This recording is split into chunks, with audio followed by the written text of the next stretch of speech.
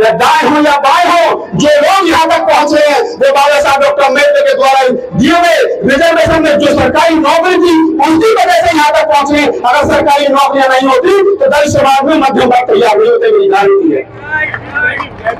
मैं 1997-98 जो मैं पढ़ने लिखने वाला हूँ, आर्टिकल लिखता हूँ, अखबारों में छपते हैं, मेरी किताबों पर जो पीएचडी करते हैं, मैं कहता हूँ लोगों से यार थोड़ा सा पढ़ा करो। 5 रुपए की किताब रोड पर से लेकर के अम्बेडकरवादी बनने से काम नहीं होता, आपको पढ़ना पड़ेगा किस संदर्भ में क्या बात कही गई है। मैं लोगों से कहता हूँ 1997-98 का डाटा निकालिए, आपको पता चलेगा SC ST के लगभग 48 लाख सरकारी कर्मचारी पूरे देश भर में थे। कितने?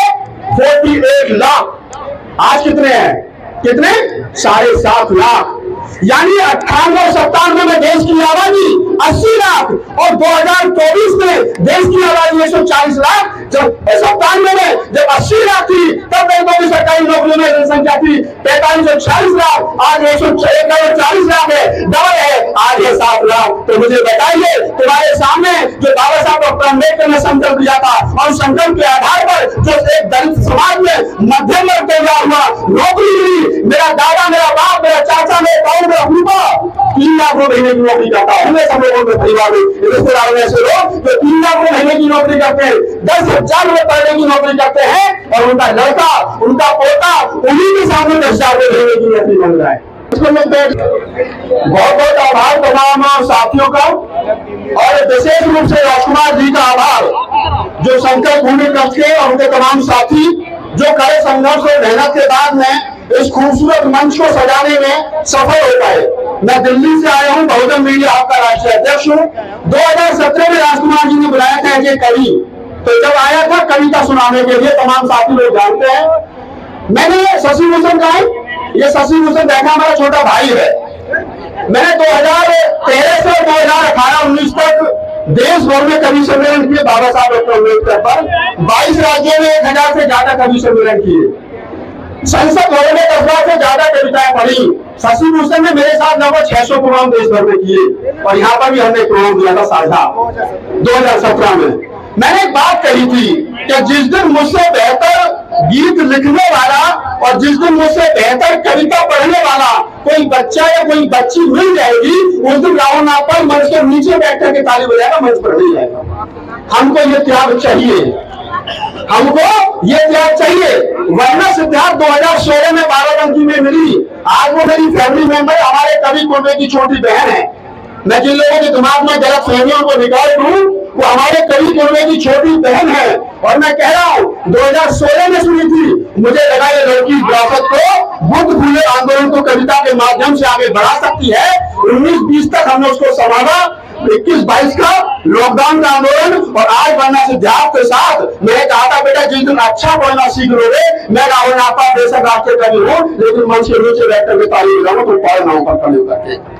ये है साहब, हमने उसे तैयार किया, आज वो बेटी देश भर में जा रही है और देश भर में बाबा साहब पर कविताएं सुना रही है। और मैं कह रहा हूं कि वो बनना सिद्धार्थ आज जो देश को सोशल मीडिया पर सबसे ज्यादा चर्चित चेहरा है, आज जो सोशल मीडिया पर सबसे ज्यादा देखी जाने वाला चेहरा बनना सिद्धार्थ, उसको मैंने तैयार नहीं किया, उसके अंदर क्वालिटी थी, तबादत क्यों कम था उसके ऊपर एक बार जोरदार ताली बनना सिद्धार्थ के लिए बजाइए। और मैं चाहता हूँ वो देश के कोने कोने में जाए।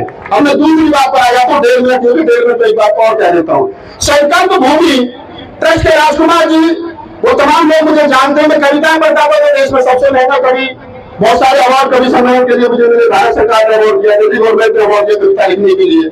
मैंने पत्रकारिता शुरू की तो बेस्ट पत्रकारिता का अवार्ड 2021 में मिला, 2022 में मिला।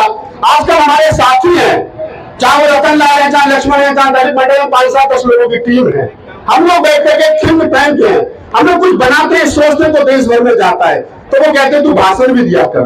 तो आजकल मैं भाषण देता हूँ तो थोड़ा बहुत भाषण भी वायरल मेरा हो जाता है, तो मैं भाषण पर आ जाता हूँ और भाषण के थ्रू में सिर्फ एक बात कहना चाहता हूँ आप लोगों से।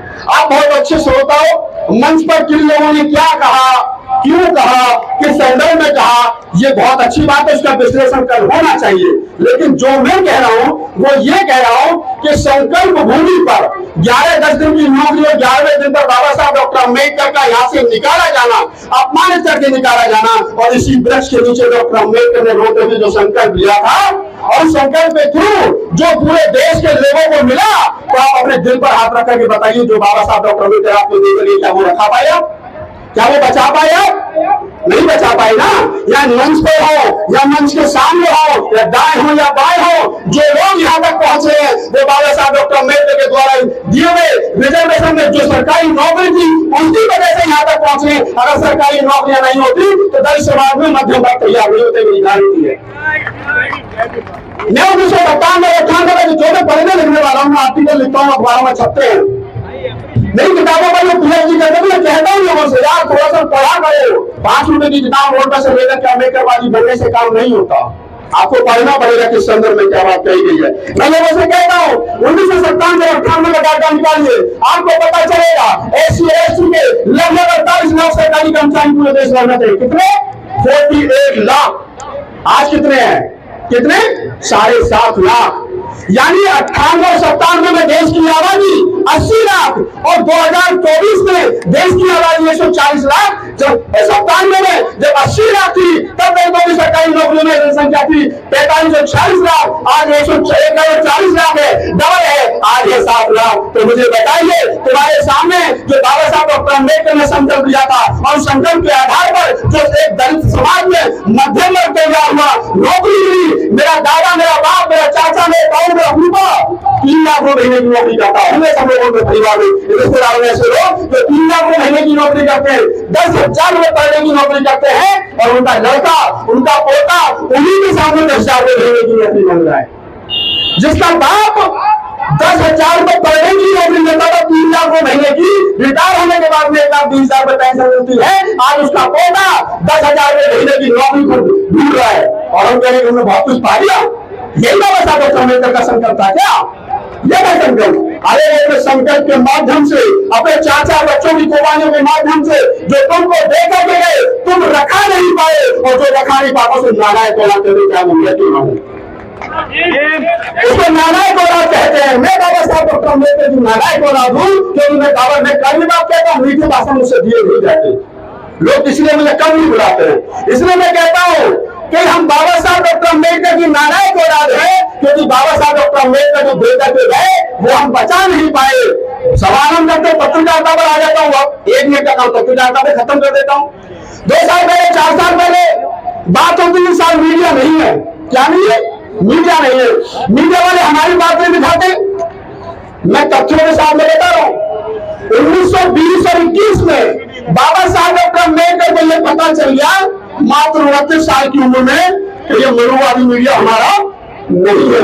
तब 1920 में, आज से 104 साल पूर्व, और बाबा साहब ने कहा कि हमें अपना अखबार निकालना पड़ेगा, तो उन्होंने मूक न्याय निकाला, समता निकाला, जनता निकाला, बहिष्कृत भारत निकाला, 4-4, 5-5 अखबार बाबा साहब डॉक्टर अम्बेडकर ने इस समाज की बात को आगे बढ़ाने के लिए निकाले। और हुआ क्या? शाहू जी महाराज में नए गांव की जनसभा में बाबा साहब डॉक्टर अम्बेडकर को 2500 रुपए यानी 2,500 रुपए मूक न्याय निकालने के लिए। कितना? 2,500 रुपए। उस समय आज हिसाब लगाओ तो करोड़ रुपए बनेगा, तब जाकर के मूक न्याय निकला। बाबा साहब डॉक्टर अम्बेडकर ने 4-4 अखबार निकाले, तब आंदोलन चला। कांशीराम साहब ने बहुजन संघर्ष निकाला, तब आंदोलन बना। पत्रिकाएं छपी तो आंदोलन बना। और 100 साल के बाद में 2022 का चुनाव हारने के बाद में हमारा कोई नेता ये कहे कि मीडिया ने हमारा साथ नहीं दिया इसलिए चुनाव हार गए, तो या तो बाबा साहब डॉक्टर अम्बेडकर पागल थे या 100 साल के बाद में ज्यादा कमजोर हुए। जो मीडिया तुम्हारे लिए बना नहीं है वो तुम्हारी बात दिखाई है क्यों? वो मनुवादियों का मीडिया है, मनुवाद को बढ़ाने के लिए ईमानदारी से काम कर रहा है। तुम्हारा मीडिया ये है। मैं बहुजन मीडिया का राष्ट्रीय अध्यक्ष हूँ, देश भर में लगभग 150 चैनल का मैं अध्यक्ष हूँ। मनोजनता समतावाद की चैनल चला के हमारे महासचिव है संतोष अंबे, सुमन हमारी बहन, कहते हमारी बहन, मेरे गौतम जी, ये तमाम बोले जिनके हाथ टूट गए, पैर टूट गए, जेल चले गए, ये चाहते ना तो ये लोग भी कहीं अफसर होते। मैं तो 1991 में भ्रमण करने में लग रहा था, मैं तो कम से कम एक अच्छी पोस्ट पर होता, लेकिन नहीं करनी साहब नौकरी। आप इस बात को समझिए, आंदोलन किधर जा रहा है। बहुजन मीडिया को बढ़ाइए, अपने जेब में से चबंदी निकाल करके कोई कहीं मिल जाएगा साथी वो कैसे कैसे बड़ौदा पहुंचा है, उसकी जेब में 10 रुपए डाल दिया करो, क्योंकि बाबा साहब को भी 2,500 मिले तो 200 रुपए दे दिया करो। ये चलेंगे तो आंदोलन बढ़ेगा। और अंत में एक बात कहकर के अपनी बात को समाप्त कर रहा हूँ। संचालक साहब मुझे देख रहे का सम्मान है। मैं एक बात कह रहा हूँ आप लोगों से, जितने लोगों ने बात कही सबका सम्मान है, लेकिन सब लोगों से एक बात पूछ लिया करो, एक बात पूछ लिया करो, सरकारी नौकरी में हो, हाँ जी, पहले तो सोसाइटी बताओ कितना किया है। ये राजकुमार जी ने जो मंच लगाया है, हम सब लोगों को बुलाया, खीर पूरी बनवाइए, दाल चावल बनाए, उसके लिए पैसा कहां से आए? वो कितने दरवाजे भटके होंगे, हमने को देखा है। हम तो 2000, 2001, 2003 में बाबा साहब की जयंती मनाते थे साहब, घर घर जाते थे, लोगों से चंदा मांगते थे, मास्टर जी को तनख्वाह मिलती थी 70,000, 80,000। घर में से ढूंढ कर 50 20 का नोट लाते थे निकाल के कि ये इन्हें ले जाओ। एक दिन मैंने गुस्से में कहा, मैंने मास्टर जी बाबा साहब अगर नहीं होते ना तो 70,000 तनख्वाह नहीं ले होते। मास्टर जी ने कहा मैं पढ़ता नहीं तो मुझे नौकरी मिल जाती। आज उन्हीं मास्टर जी का निकाल घूम रहा है,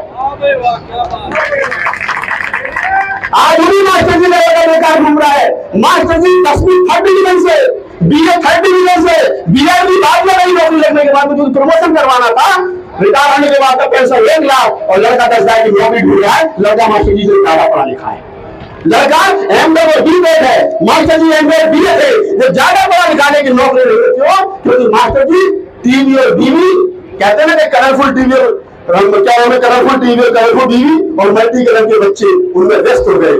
मैं फक्कड़ आदमी हूँ, मुझसे लोग कहते भैया इतना कड़वा बोलते हो। मेरे का मेरा कोई क्या बिगाड़ेगा? खाते में 320 रुपए पड़े, जेब में कुछ है नहीं, मोदी जी कुछ करेंगे नहीं। मेरा 17-18 पूरे देश भर में एफआईआर हुई राहुल नागपाल पर, 10 बार वापस हो गई, 3-4 मुकदमे चल रहे। मनोज अंतानी जी मेरे समझ 24 दिन जेल में रहकर के आए, फिर चले जाएंगे, कोई आफत नहीं है, मुझे कोई दुख नहीं होता। लेकिन मुझे खुशी इस बात की है कि मैं शाम को जब लौट करके जाता हूँ और बाबा साहब की फोटो को देखता हूँ और आईने में अपने आपको देखता हूँ तो मुझे खुशी होती है कि मैं अपने हिस्से का काम करके आया हूँ। कम से कम मैं अपने हिस्से का काम करके आया हूँ ईमानदारी से। और अंत में सिर्फ एक बात कहकर अपनी बात खत्म कर रहा हूँ, जाइए ये संकल्प भूमि यहाँ की मिट्टी ले जाइए, उस पेड़ के नीचे की मिट्टी लेकर जाइए और अपने मंदिरों में रखना और अपने बच्चों से कहना बेटा ये वो मिट्टी है जहाँ बाबा साहब बैठ कर गए थे, तुझे पसंद है कि तू जीवन में कहे बाबा साहब डॉक्टर के आंदोलन को आगे बढ़ाएगा। और कम से कम कुछ नहीं कर सको तो बच्चों को एक बात जरूर बता देना।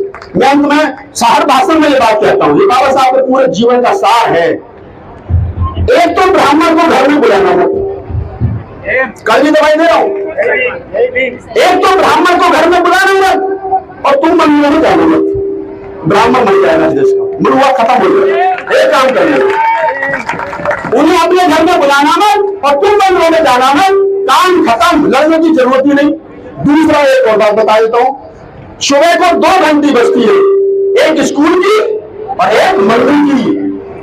बच्चों को पढ़ा लिखा करके मंदिर में भेजोगे तो भिखारी बनेगा और घंटी में जाकर के स्कूल भेजोगे तो अफसर बन जाएगा। 2 काम कर लेना, बाबा साहब का सपना पूरा हो जाएगा। मैं मिट्टी लेकर के जाऊंगा, आप भी मिट्टी लेकर के जाना। दुनिया के लिए मक्का मदीना और अन्य हिंदुओं के लिए तीर्थ स्थल हो सकते हैं। उन्होंने राम मंदिर 200-150 साल की लड़ाई बनाया, उन्होंने कहा साहब 500 साल लड़ाई लड़ी, जो रामपुर आई है उनको लाएंगे वगैरह वगैरह। ये 2005 में कारवा शुरू हुआ और मैं देख रहा हूँ 2024 में गवाऊं 19 साल में लाखों आदमी है अपने दिल से आए, कोई सरकारी ट्रेन नहीं चलाएगी। ये अम्बेडकर आप सबको शुरू धन्यवाद। अंत में यही कहूंगा कि मिट्टी जरूर लेकर के जाना और हक और हकूक की, हक और हकूक की हिमाकत की है हमने।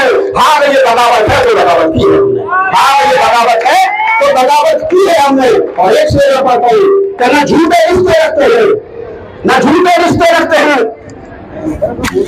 जो झूठे रिश्ते रखते हैं, ना झूठी शान रखते हैं, दीवाने भीम के हमारा पहचान रखते हैं, दीवाने भीम के हम अलग पहचान रखते हैं।